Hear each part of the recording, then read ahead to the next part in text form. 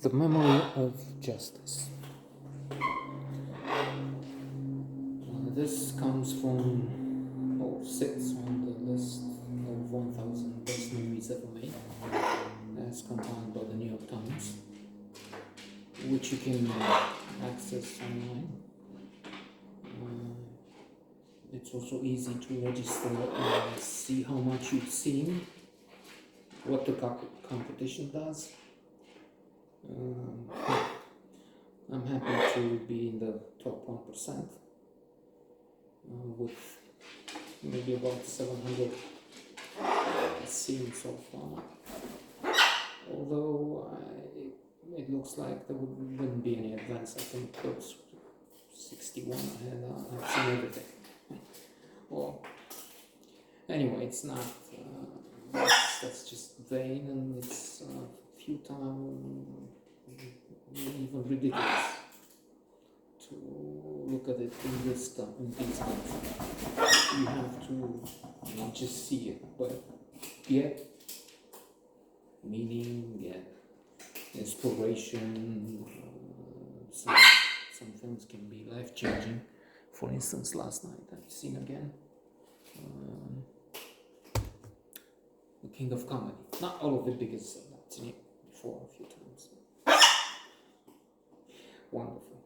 Rupert Pumpkin. Robert De Niro. Fabulous comedy role. Proving that he can be raging villain, he can be mafioso,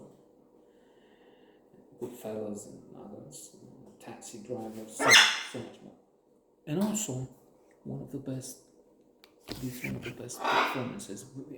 This is indeed one of the top 10, 20 best comedies ever made.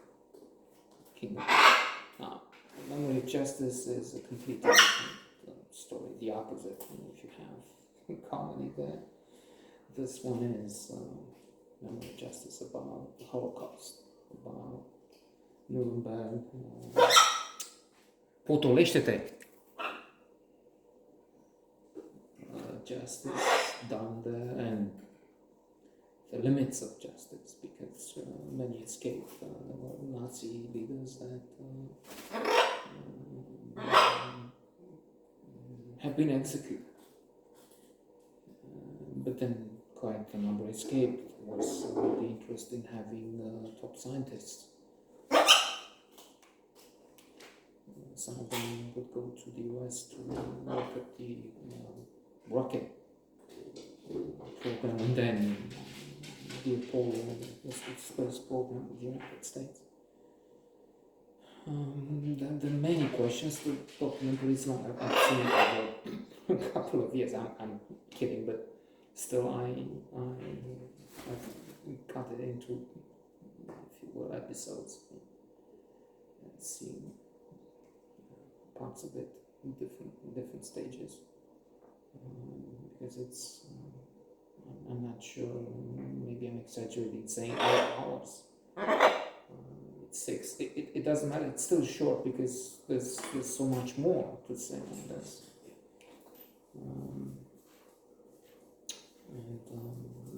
It's put interviews with members of the resistance, French, American, some of them participants in the trial of Nuremberg. Albert Speer, he has interviews with those who, or just questions in some cases because they wouldn't respond, with journalists, with those who have been participating. Many documents, photographs, there's footage from the trial. There are some reports that those who evade, or, for instance, point the finger at Russia, Soviet Union at that time. And they write in saying that Stalin has been not just a tyrant, but a mass killer. And in his footsteps, you now have Putin. there's a question, if you see this documentary now, what will happen to Russia, to Putin, his acolytes, and the atrocities, war crimes they've clearly committed, And that comes to mind. This morning I was reading in this issue of The Economist, which became available last night, yesterday in the afternoon, about the two camps we have now in the West, never mind the other side, China, those who, Eritrea, South Africa, Mexico, unexpected countries that either support Russia or just pretend to be neutral, to look the other way, another way. But in the West, there's the camp of justice countries. They want Russia to be to suffer, to be penalized severely for what they did, and holding the view that you have to push back and not allow Putin any sort of victory or a peace now, because you don't gain anything. First, you resolve a despot has killed tens of thousands of people, many of them civilians, soldiers, Ukrainians, Russians. But you encourage others. Others will feel, well, if they have a problem in the country, they can just push around and start making trouble in neighboring countries. He will not stop. He proved that. He took not Ukraine, God forbid, he took Ukraine. Pieces of land from elsewhere. But he wasn't happy, so he could try with Moldova, Georgia, even the Baltic states, and that's all the peaceniks, the peace camp.